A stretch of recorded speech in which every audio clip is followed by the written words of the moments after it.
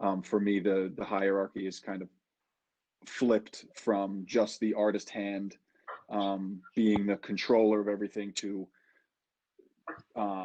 engaging with the materials and kind of leveling the playing field and doing a dance with them.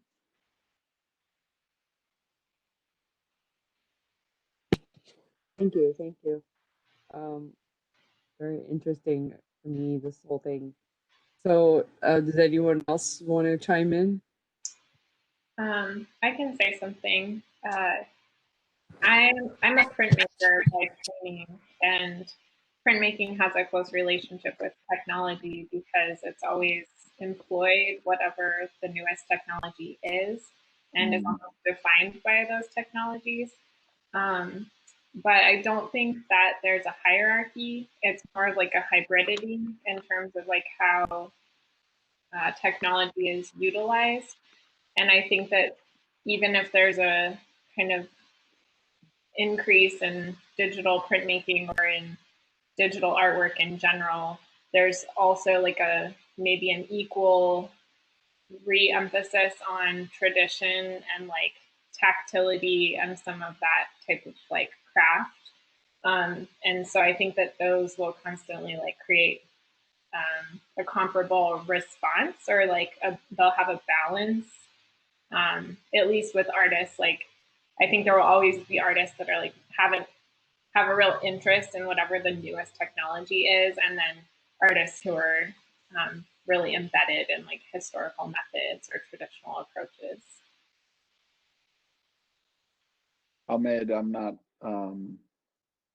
not sure if you were someone who was about to respond, and I know I had when I muted, I was locked out before or something, but I was noticing your reflection, your self-reflection piece, um, and I did a Google search on some of on all the artists in the show, and I saw a lot of your writing pop up, and I wonder from an academic side what you think about like technology and art, or I like, Laura, your hybridity word. I feel like that I could speak some more to that, but I'm curious what you think. Amen. Yeah, definitely. Yeah, thanks for tossing it over. Yeah, I would say, I mean, it's tough, like, uh, knowing where the distinction is. I mean, I guess we just all use the tools that like we're used to. So I kind of like already know programming, and I know you mentioned generative art, but like weirdly, it's actually maybe a little easier for me to think of art that way, and it's a little more difficult to try to do it by hand. But that's just like familiarity with tools, I think. I think in the end, you're just trying to accomplish creating something that has meaning. And I think to do that, you kind of just have to use whatever's at your disposal. And whatever familiarity you have with tech or art, I think you're just going to use it all. Yeah, I'm not sure though. Yeah, Laura? Yeah, I mean, I don't know if I have one. I mean, I agree in terms of like what's at your disposal. And also, I think artists have always been just a little bit behind whatever the new technology is. So, like, something comes out, it's developed by big money, whether it's like the military industrial complex or whatever. And then it gets like appropriated by artists. And artists maybe see like a different utility in whatever the platform or the approach is. Um, but yeah, I guess like going back to the original question, I don't know that there's like a hierarchy, but I mean, maybe in some circles, like, or within like academia, I think there are more teaching jobs right now where programs are trying to flesh out their new media departments. So there might be more jobs in that field. So in that sense, maybe there is a hierarchy. Okay. Job aspects of hierarchy, not necessarily art making hierarchy. Okay. Yeah, I wouldn't say hierarchy either, and I like the word hybrid for sure. I think generally like we're each at a different intersection, you know. So like, yeah, you might call that crafty or whatnot, but yeah, I don't know if it necessarily is. There's certainly no up or down to it, I don't think. Sorry about that earlier. I actually was trying to read everyone's names and it wasn't showing up on my screen. I was trying to fix it, but yeah, one thing I will say that makes me think of is the way in engineering what we do for example, we do computer drawings now, right?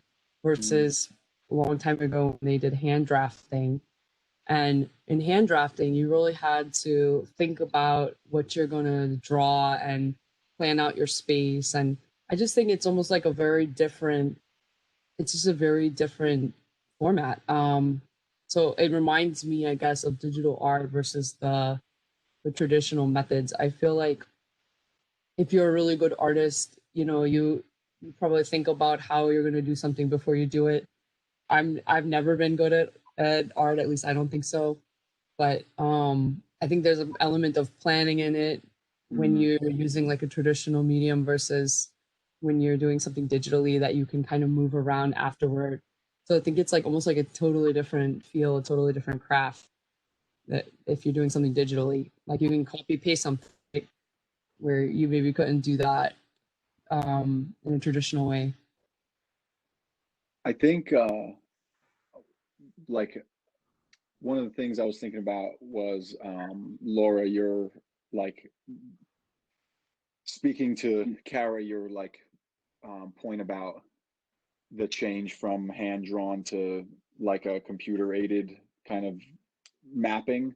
Um, I think the planning element of what you're speaking to in like a traditional sense, I think at least in my experience, and Laura as a printmaker, I wonder how much you can speak to this too, is like I think when you said how artists are usually a little bit behind the curve, I think art and is a bit cliche, but like we're we're not after it as much for the like the usefulness of it, and like I need to use this software to make the accurate drawing so the building stands up, you know, where we're coming at it to like stretch the limits and push it and force some kind of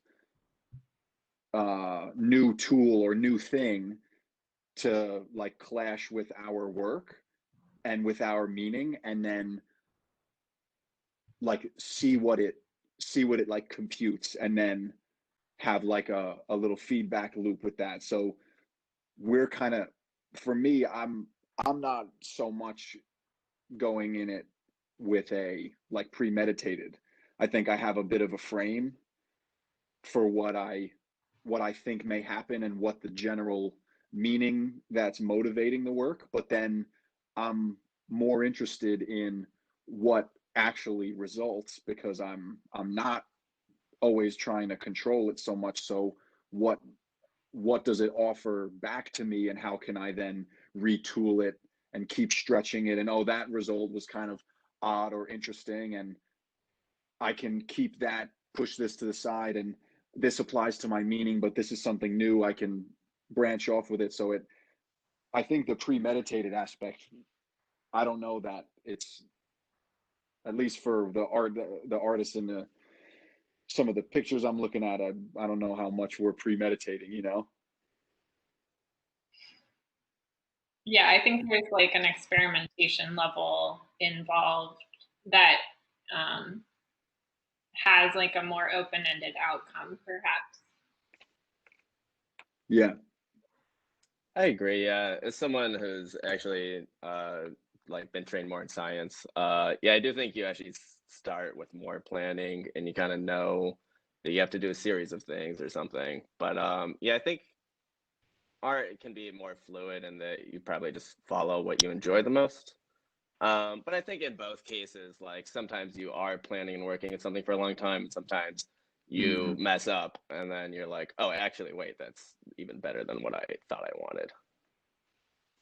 Yeah. And did just have a thought in relation to the like craft versus fine art debate, which is like the typical distinction that you might discuss is like craft.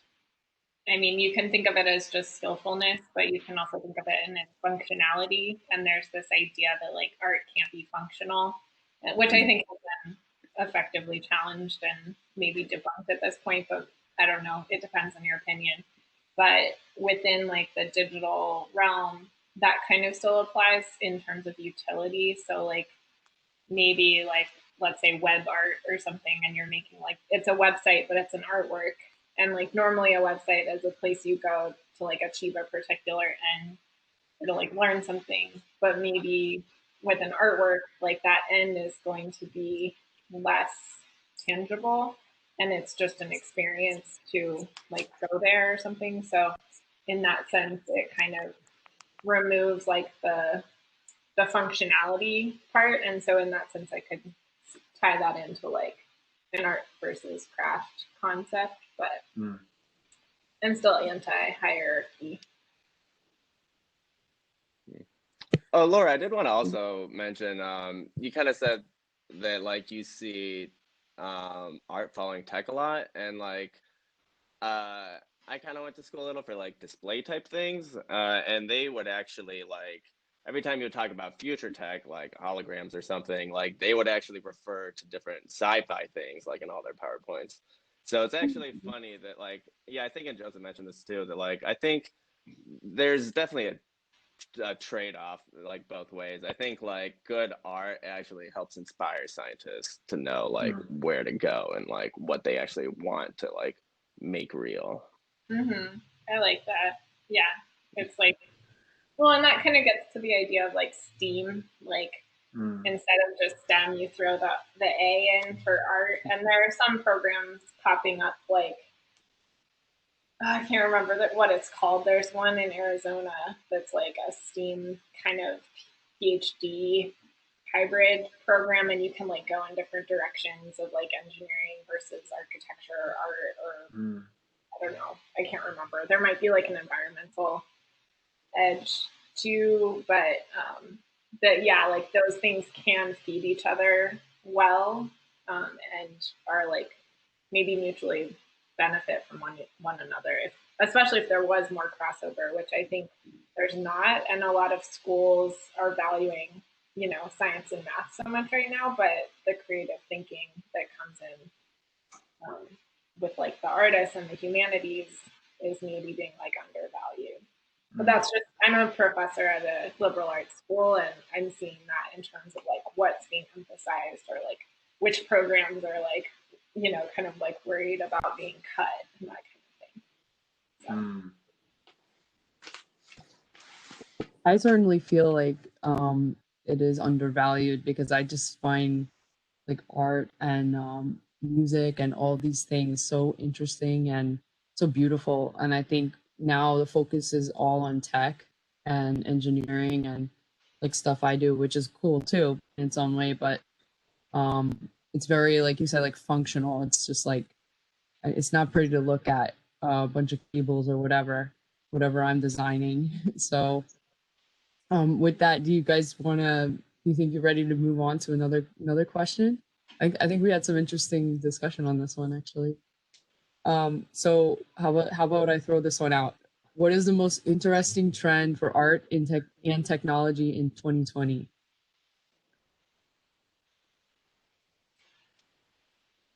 I'm not sure. Like, I don't know if I'm with the program necessarily, but one thing I've seen is people working on virtual exhibitions, like making exhibitions in The Sims or that kind of thing.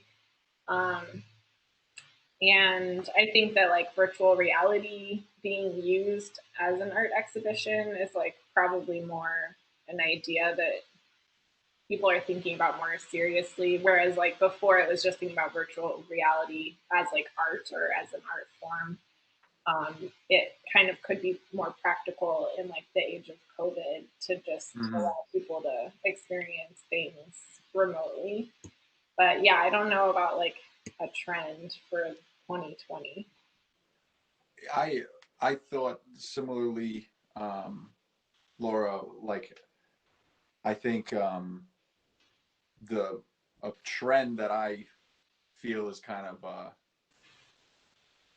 kind of glaring is just the amount of eyes and the traffic that is in a virtual space or that is in a tech space, regardless of the user.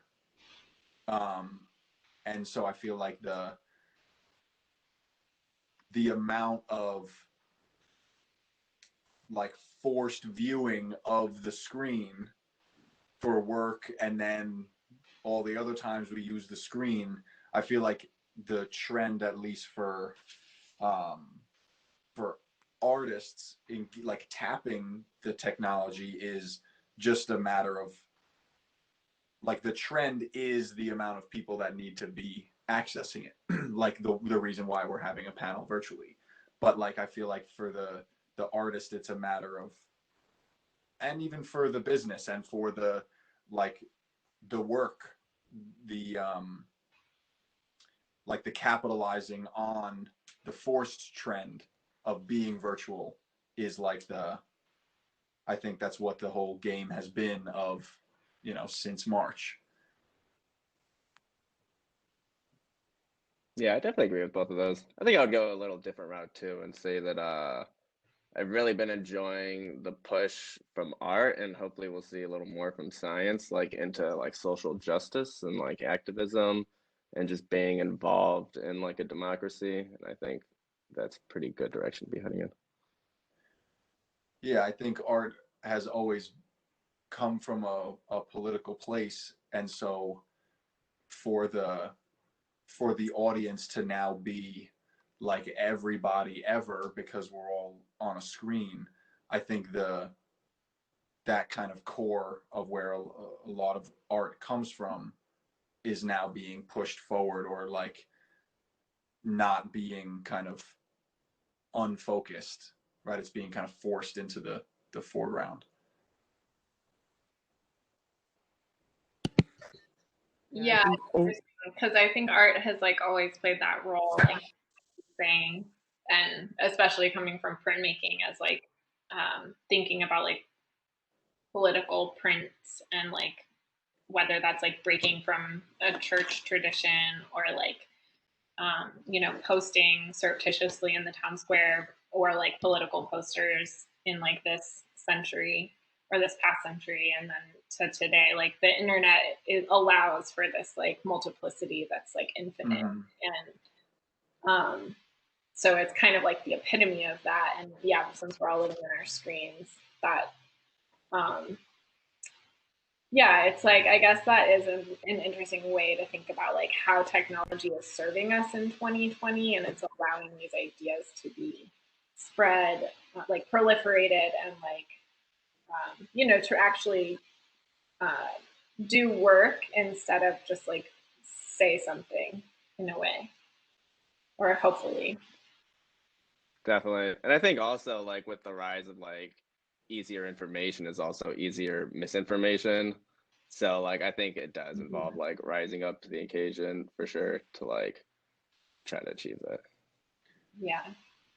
I think also the connection between like the theme of the show, which is like a light based core, and then the reproducibility of the camera or the cinema object, like the video camera and the like the single shot camera is using light to capture and reproduce, and then like the printmaking aspect, and like cyanotype comes, it's connected to both. It kind of straddles photography and printmaking is so much about reproducibility as well, especially to what you were talking about, Laura, with like the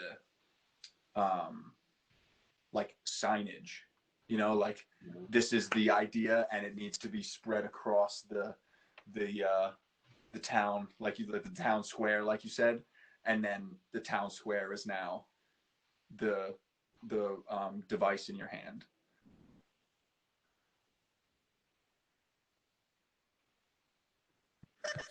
yeah, so I guess let's move on from the 2020 question, because that's kind of a loaded one, right? I mean, it's been super interesting, the amount of like, I guess like what you guys are saying, you can attend events from anywhere. I've been working with people from all over the world actually for some engineering stuff I've been doing, all virtually. It's so cool, but it's also like kind of not the same for me. as like being in person. And when I think about art, I sometimes think about like texture and like things that you don't really get on a screen that maybe you would get in person. So Right, the experience of it. Yeah. yeah, it's not the full blown experience, but yet you're touching on it and you're getting like more exposure, which is really cool. So anyway, let's move on from the 2020 question. So do you feel like there are misconceptions on what digital art is or how it's defined?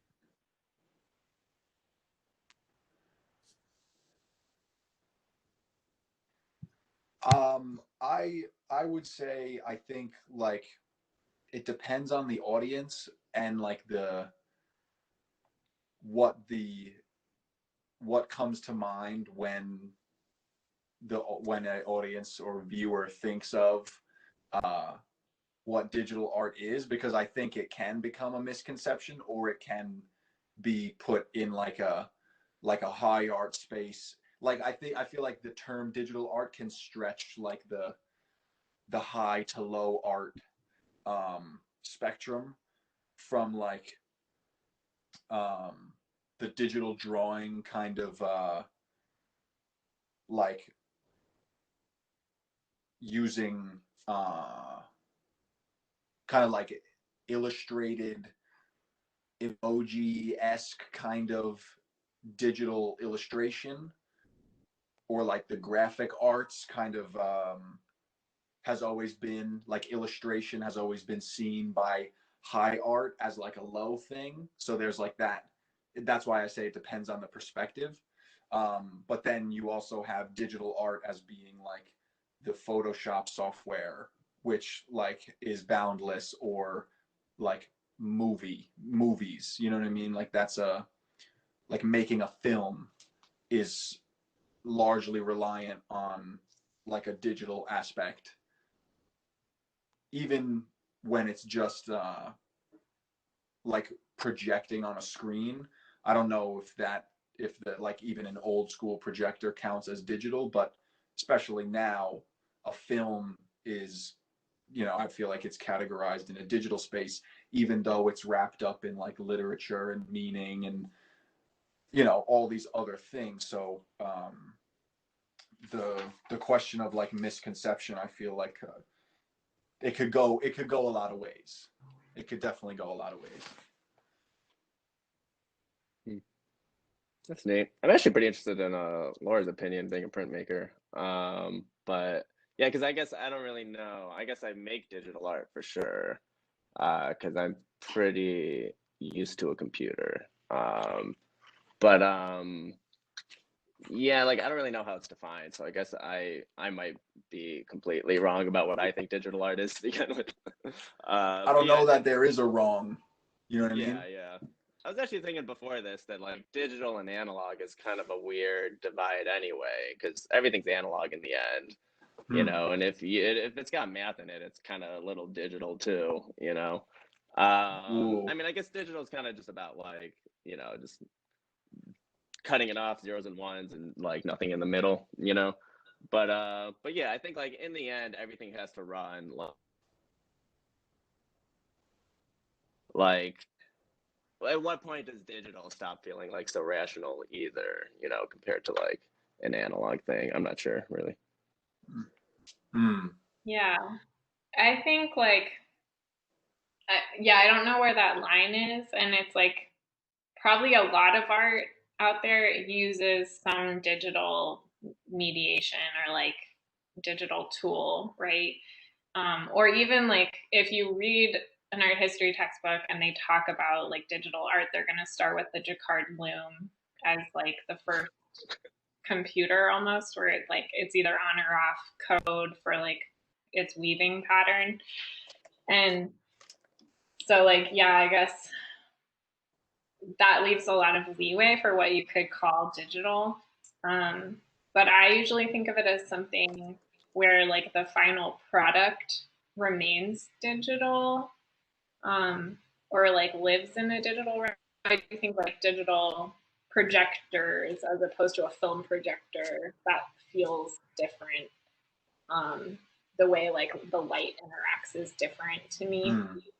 And then if it like lives in a computer or in, yeah, like that kind of a projection, or is like programmed, like there's an Arduino or a Raspberry Pi like sensor situation, digital art, or like new media, I guess is what, yeah, the line matters that much. Actually, I really love the fact that you brought up the That makes Jacquard sense that loom. the line doesn't matter if you guys don't feel there's hierarchy, right? Or if you don't care about the hierarchy. Maybe that's So, Yeah, Ahmed, definitely. I'm sorry. Go ahead. I don't want to cut you off. Go ahead. Oh no, no, I just yeah, I mean the Jacquard loom's like a personal interest of mine. Like I'm about to start weaving on one for the first time actually, and like it was actually really easy for me to come at it from a digital point of view because I've already done like video like manipulation in the past, kind of like a little at the pixel level. So like I just immediately saw the weaving and I was like, and like there's a definite binary there. Like there's warp up or like warp down. mm-hmm. Basically that is like when you look it up, it's so funny that like that like you could have done like any math on it you wanted to that you technically could with a current computer.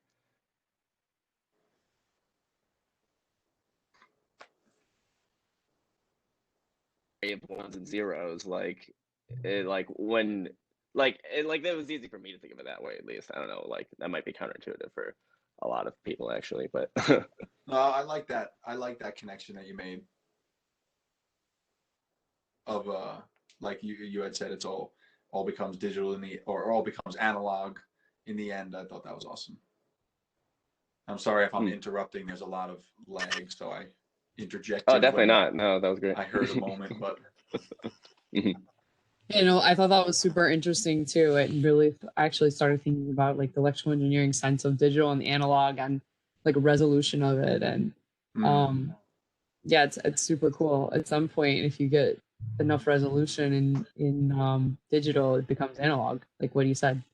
So anyways, with that, do you guys awesome. want to go to the next question maybe? Sure. You guys think you're ready for the next one? So what is the biggest challenge for the next generation of artists working with technology and new media?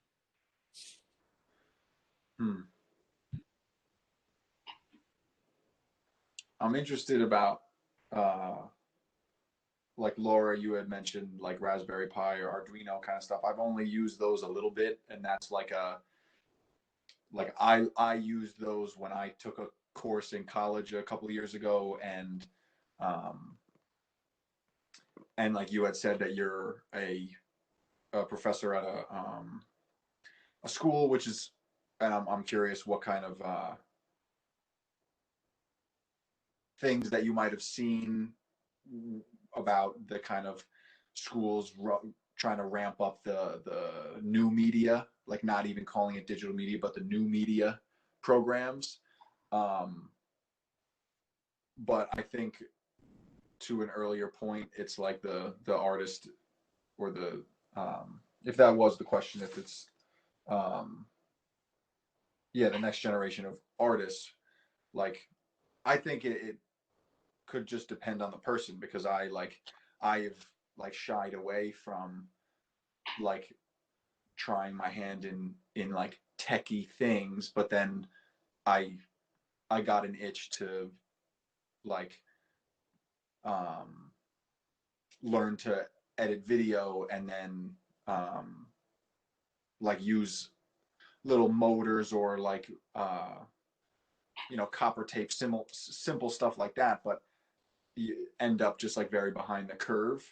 So I think it's about like being able to tap into something that is new enough, and when like the next generation of artists is young enough to like absorb that new information and learn it and apply it, to then go engage in that like exploration that's required to not just like learn how to use a new technology, but like, I mean, not just learn how to use a new piece of technology for like its intended purpose, but to then stretch its limits, and then to try and like infuse your own meaning or your own kind of like end game into how that piece of technology like expresses itself. Yeah, I was trying to kind of like pull your thread together from before because I had a thought that I lost. Yeah, I guess in terms of what you're saying, like I've had some exposure to like various new media, but I was around like my peers in grad school were a bunch of them were doing programming and like more technology driven things in the sense of like digital technology because again like printmaking is it's just old technology but Right. and then I was on the job market for a while, and so really if you just subscribe to like higher ed jobs if you want to see like what's out there was a while for like 5 years or something where it seemed like there were more hires happening in new media. But again, that's anecdotal, like from my perspective. Lately, I still just have that subscription that comes to my email, and I haven't seen like as many jobs in general because of the climate right now in academia. And then not to mention now, so like academia is in trouble in a lot of ways, like financially. And so I think the hires have just been really slim. So programs that are able to like attract a lot of people are trying to be like really contemporary. And it's not just the digital, but I've seen a lot more focus on like some sort of intersectional cultural something. So like whatever it is, it's like working at the intersection of like digital technology and like Latinx studies or something. And it's like this really specific job description. So I've seen that in like an academic realm. Right. The work exists at the intersection is like the phrase. That's Which is like it's cool. I'm happy about that in general. Although sometimes, and they may be writing those job descriptions for a specific person. You never know. But yeah. In terms of like the question, I think with like technology as a challenge, it's like a challenge to learn new technologies, and it's a challenge that old technologies become obsolete really quickly. And so I think from an archival or like archiving standpoint, like for museums and for the artists, like I think work can become like you think that it's going to be permanent when it's in digital storage or something, but then it's kind of not. And even like I noticed Carol Ann's work in this exhibition has like a bunch of broken CD parts. And it's like interesting to see like, okay, this was a technology like the CD. And now it feels very obsolete. Like most computers you would by now don't even have a CD, drive slot or whatever. And it makes me think too about like the waste produced by like this constant evolution of technology to the point that like these things become obsolete so quickly, and we think of it as like green because it doesn't use paper or something, but then actually we're like producing all this, we're like mining metals and producing all this plastic stuff that then we're not really sure how long it's going to last. So that's kind of like an interesting challenge as well of like new media. One thing I thought of while you were speaking to the archiving process and the expectation that the digital archived object, whether it's like the digital archived object, like the assumption that it's not going anywhere, is interesting because I thought of like the stacks of CDs, and like you can equate that to like a stack of books as an archive, and just kind of put that into a little chronology, but like the access to like from the person to the information is like always a step removed now, because it was like person seeking out information, and like you put the letters together and are able to read from the book, or like you see the image and you're like opening the book to access it. Like that's the one step. But now it's like are not able to literally read all the like data on the archived object, like the CD. So a device is needed for it, and then if the device becomes obsolete, then it's like tapping it and stuff. That was an interesting point, Laura. Very interesting. I think the one thing I would add is that it just reminds me that like even language becomes obsolete. You find a really old book and you don't know what it means until you get like a Rosetta Stone of sorts. Yeah, thanks. This is our conversations have been so it's evolved into something very interesting, and I like the point you made, Laura, too. I think everyone should look into the footprint we make just from using batteries, because surprisingly, just manufacturing all these batteries and things we think are clean energy are really not so clean. And even if it's an electric vehicle, the power has to be generated somewhere in order to charge that vehicle. So everyone like look into that. It's very interesting to think about it beyond just what's in your face. But I'd like to welcome Emily Dzieweczynski. Hopefully I said it right. And she's another one of our artists here. And I saw you just join. And maybe we could move on to another question. So Emily, basically we're all just chiming in wherever we want to answer. So I don't know if you want to comment on anything, or we can just move on to the next question. Yeah, well, first of all, I apologize that I'm quite late. I completely did not realize the difference in time zones. So I was looking at a different time zone. But yeah, we can just keep moving on for now, and I'll chime in. Thank you. Yeah, no problem. It's kind of been like a really fun, informal discussion so far. I really appreciate everyone's perspective on this. So let's go with this one. Many artists approach technology as tools to execute predefined artistic ideas. Do you find yourself approaching your works within traditional mediums as more artist or a scientist?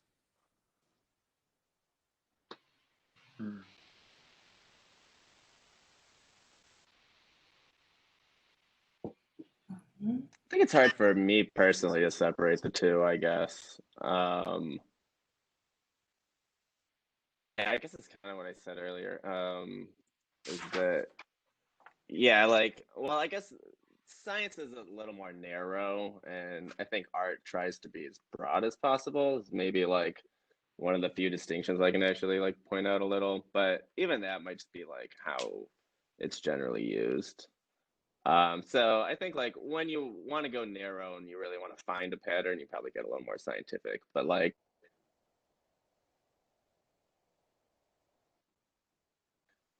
the more complex the system is.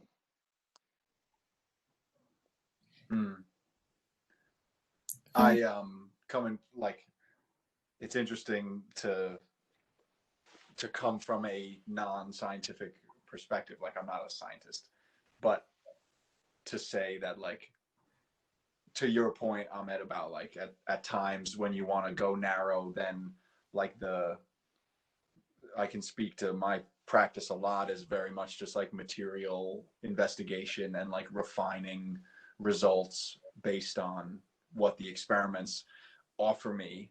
But and like I say experiments, but I'm not doing it with a trained scientific mind, but in the like general thought of like having a system of aligning like, okay, this was because of that, and my goal was here and I assumed it would do this, and that kind of like hypothesis testing, like reflection practice is very much what I'm involved in. And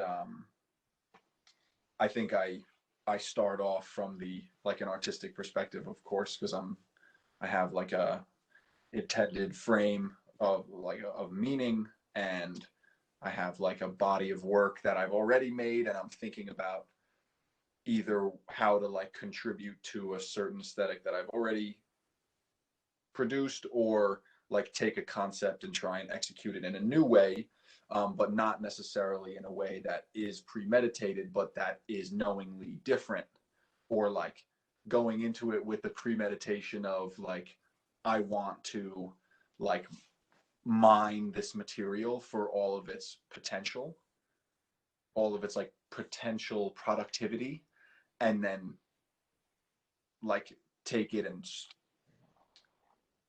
like parse it out and learn with it. Yeah, what you're saying, Joe, really resonates with me. Like applying some sort of like seventh grade scientific method level, where it's like I have a hypothesis and I'm gonna only change one variable at a time to try to determine the cause and effect of like whatever it is. But we do play with materials a lot, and we are pushing their normal utility. So like you know, in printmaking, we're trying to go green more or less, or like to use less toxic substances. So a lot of people are just playing around with like new recipes for fill in the blank. And it's like now in my print shop, I've got like coffee crystals and like, I don't know, household detergent and things like that. Sorry about the dogs. And so we're just kind of trying to play with like safer materials and see if they work in the same way. I agree with you and the dogs. Emily? Yeah, I have a background in both art and psychology. And I actually started out training because I wanted to become a clinical psychologist and do research psychology. And I kind of realized somewhere along the way that it didn't offer the flexibility and fluidity that I wanted to pursue my ideas. And that's kind of where I transitioned into being more artist than psychologist. So I don't know. I think it's an important distinction between artist and scientist. Like boundaries are of both of those things, if there are any.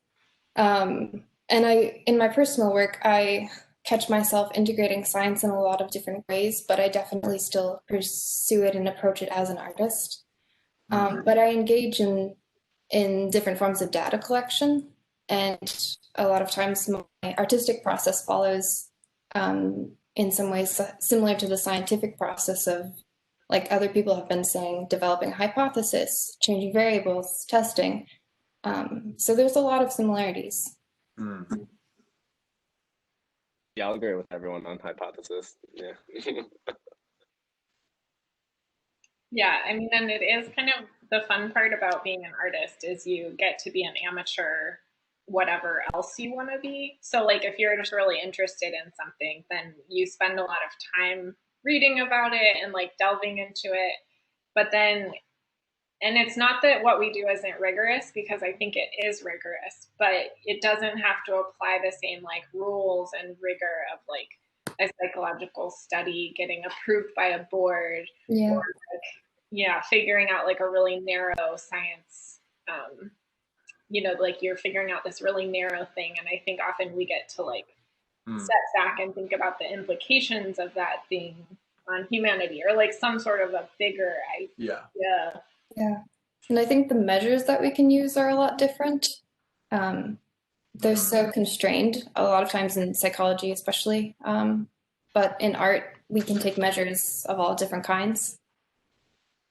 That's a great word, because I've been, and Laura's been saying utility, and I'm like, that word has been thrown around a couple of times, and that's like the work that's the pieces of mine in the show, and like my practice in general has a lot to do with like the potential of the body specifically for me, but with the cyanotypes I'm using like medical objects and objects of like general utility, like hardware, like screws and bolts, which are used in a medical sense in the body, but of course just used in like the screw and bolt hold together like the two pieces of metal, you know what I mean? And the way I am trying to like apply this different kind of measuring, that's why I think that way of saying it is so awesome, is like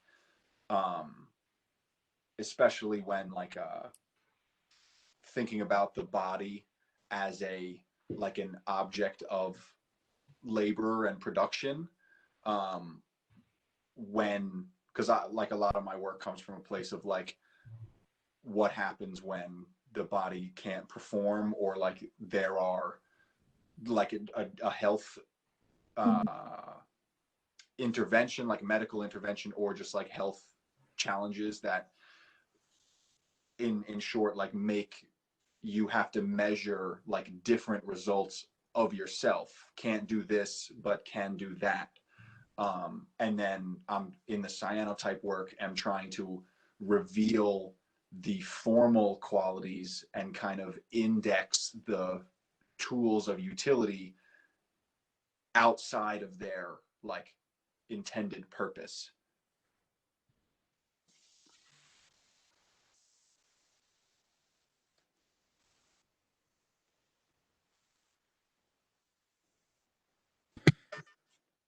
Thank you guys. This is, I have so many thoughts. How about this one? Is there an element you enjoy working with most? I think this is a very personal one, so let's go with that as our last one.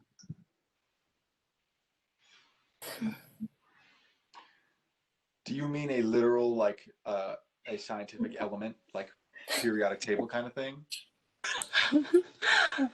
It could be, yeah. It could be. It doesn't have to be like, only one like element from the periodic table. It could also be Okay. material.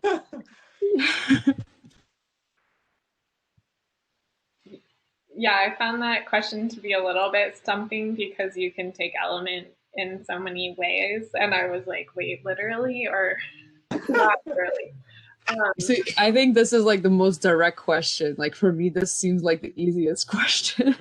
So that's the difference between like, I think the science and the arts. But answer it how you like. Like, yeah, be creative. I can say with this body of work that is in the exhibition, I was thinking a lot about juxtapositions and or kind of things that are in opposition. So I was playing with light, which is how the work kind of tied into the exhibition, and also darkness. And from a literal tactile like perspective, how can I work with materials that reflect a lot of light versus materials that are going to absorb light, and to kind of create like a real palpable experience, like when actually looking at the work. And that's something I think can make an artwork interesting. Like if you're thinking like what's a trick for making like a visual thing appealing to the eye, and I feel like that's something that can work well. So I'll just throw that out there.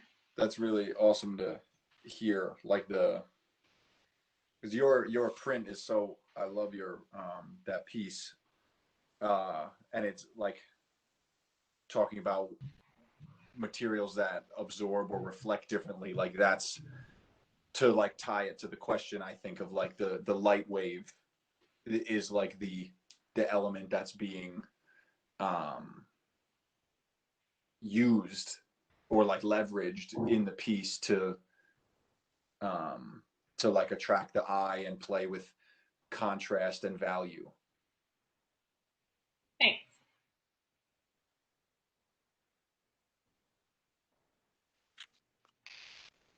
I think I definitely know my answer. I would probably say time. I think like anytime you add like time in as an ingredient, like even in food, honestly, but like definitely like yeah, and lots of things, like you really change what you get out of it, and especially like an art piece that is moving, I think feels a lot more real, because there is that element of like you can't, like you have to keep catching up to like the current moment. And yeah, I don't know. I just I find that pretty enjoyable, and it's a bit of a puzzle for me. So I guess it's something I'm constantly trying to solve. Is like, what's up with that kind of thing.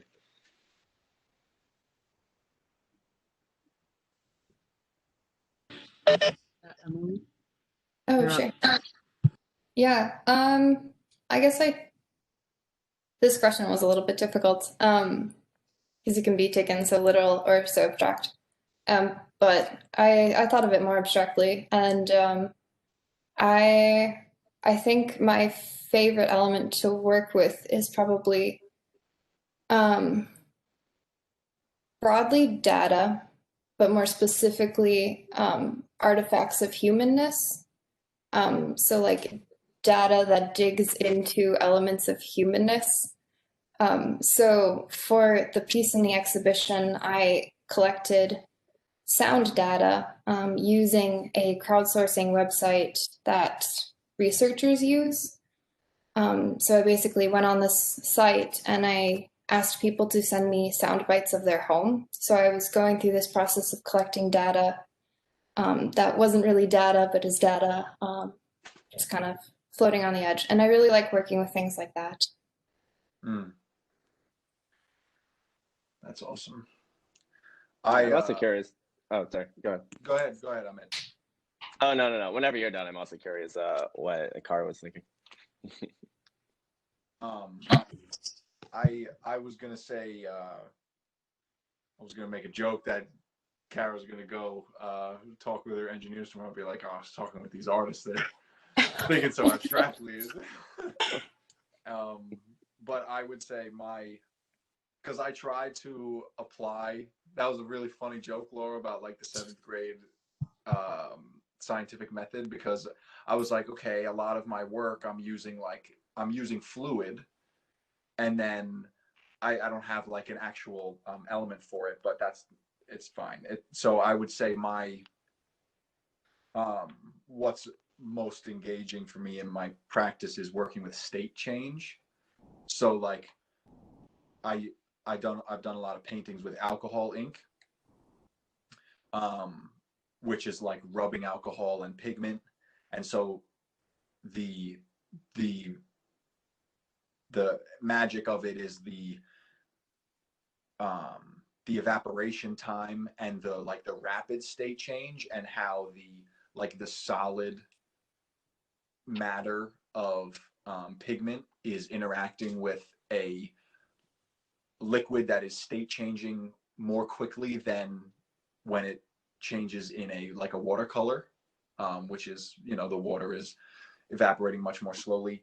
And then the cyanotype is another level of that, because the way I use it is the cyanotype is like a light sensitive fluid, and so I prime the paper in the dark, and then like in my garage, and then because I just moved to upstate New York, so now I'm doing this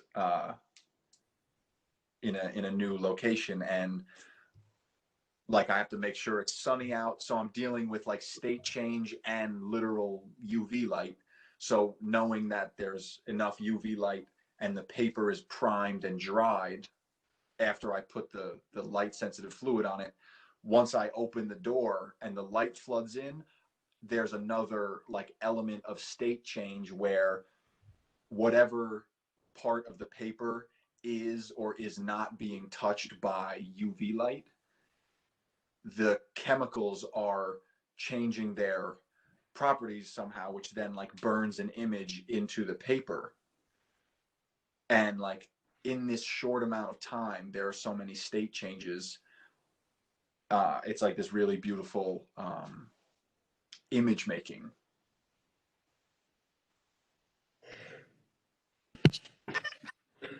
This is really cool stuff for me, you guys. I have to be honest, I think engineers will find you guys a lot more interesting than you might find us. But we have some creativity to us, but not like artists. And I really appreciate your time and looking through your work. And this has been super cool for me. So trust me, I'll be praising this WebEx to all my engineering friends later. And some of them are on here, by the way. This is also a joint event with WE, the Women in Engineering group, in New York. So we actually have some engineers on this chat who are probably as interested as I am. So anyone else? Maybe if we have a lull, we can hear what Cara's favorite element to work with is. Oh, yes. my favorite element to work with. I don't know if I have a big choice because I'm an electrical engineer, so I run copper cables mostly. I will say I prefer copper over aluminum. I wish we could make our cables out of gold because they carry a current better currents carrying properties.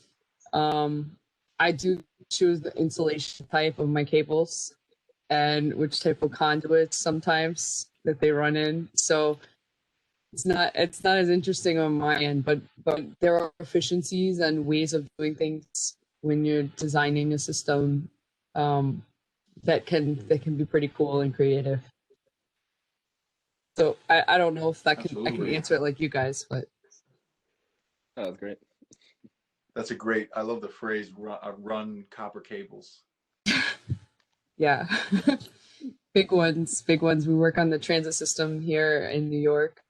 I do work with like New York City Transit, Amtrak, all the railroads mostly. Well, thank you guys. Very interesting discussion. I think also I just wanted to thank everyone. I'm actually generally a scientist, but this is actually my first art show ever. So yeah, it's a pretty good first experience. Is that what you said? What's Did up? you just say you're genuinely a scientist? Oh, generally. Probably not genuinely. I don't know.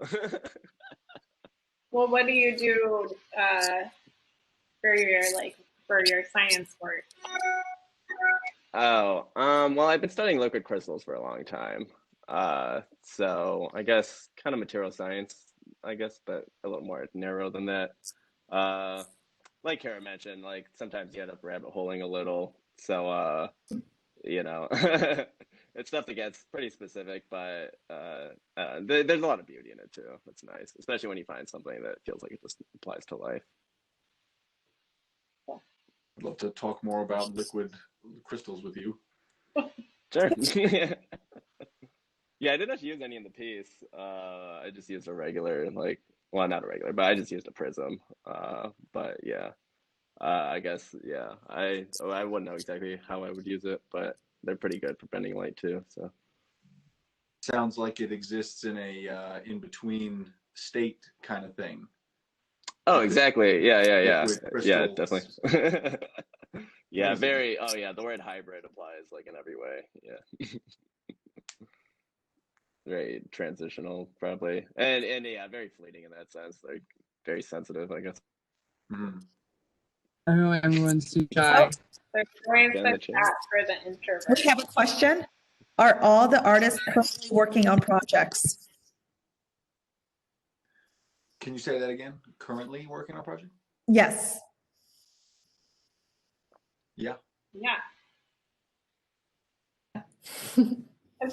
Yeah. Emily, I'm like curious what you're working on. What was that? I think I cut off Laura in the process, so I'm sorry about that.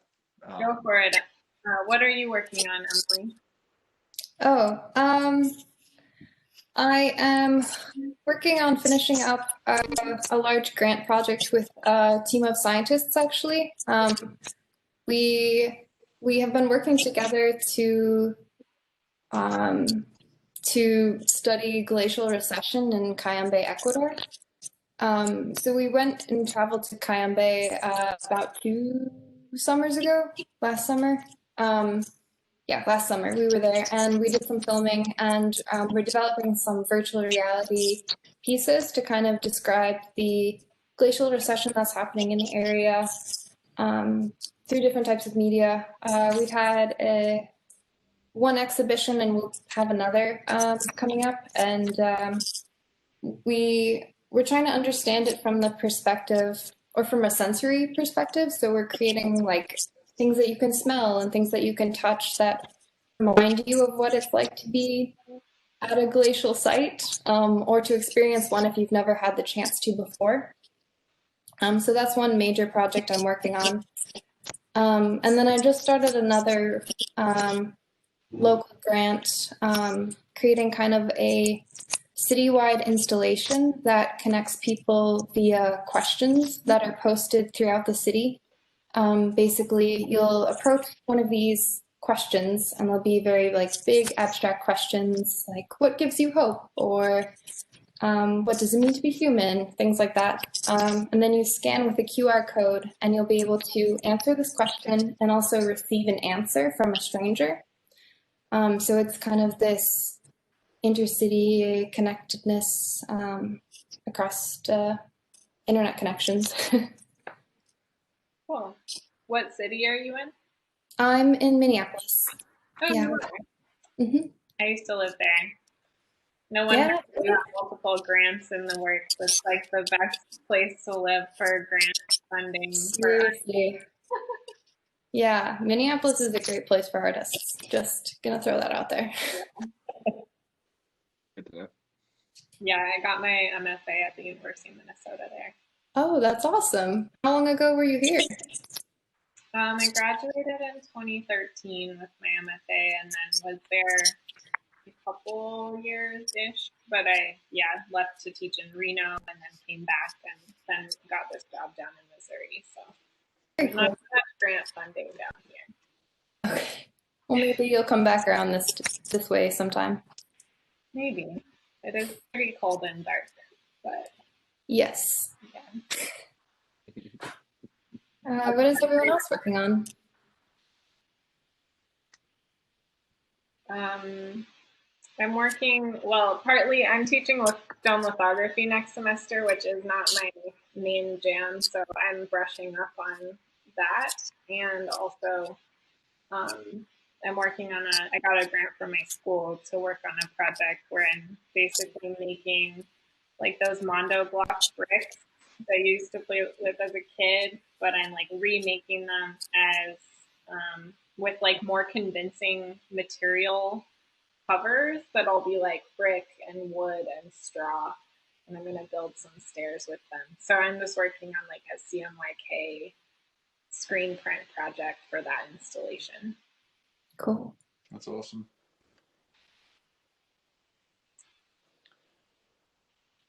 What do you guys have? I'm like still, I started the series of cyanotypes that two of them are in the show, and so I think Laura, you mentioned that it's dark and gloomy somewhere, and it's starting to be very dark and cold.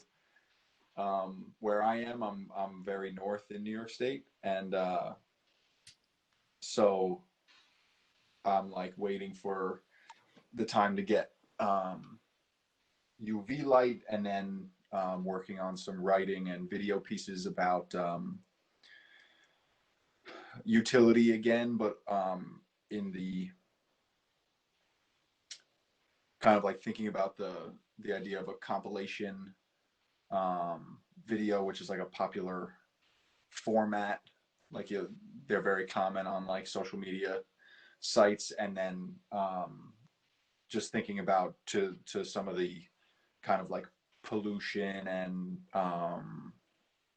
like overproduction conversation that was had before, how like the amount of production and labor and like resource using and mining goes into like the small moments of like things like working.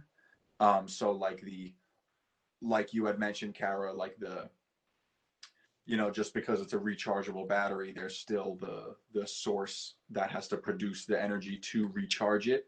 Like the moment when you plug in your phone or your laptop and it does the little bum, like it's like, oh, everything's good. Like I'm now in the clear. Or like even just like like when you plug the gas hose into your car, like that's the moment of like necessity and work, and like the vehicle like turns over, all those like little moments of release. And release has been something that is common in my practice, about like release stretching across like a lot of different areas. So like releasing breath, or like your words are releasing from like an internal place, and then moving is like releasing into space. Exercise, like sex, and like machines, the exhaust of a machine, like they're all wrapped into this like release idea. And then on the other side of that is like the intake and the work that goes into everything that leads up to the release, and then that exchange. So that's like some ideas that I'm thinking about for a video. Thank you, panelists. This was a very intriguing conversation. Ultimately, through our Kaiser Studios talks, we believe that art, science, and technology are intertwined within the human experience. So again, thank you so much for your time in this very interesting panelist discussion. Thank you, everybody. Thank you. I Yeah, enjoyed thank the you. conversation. This was awesome.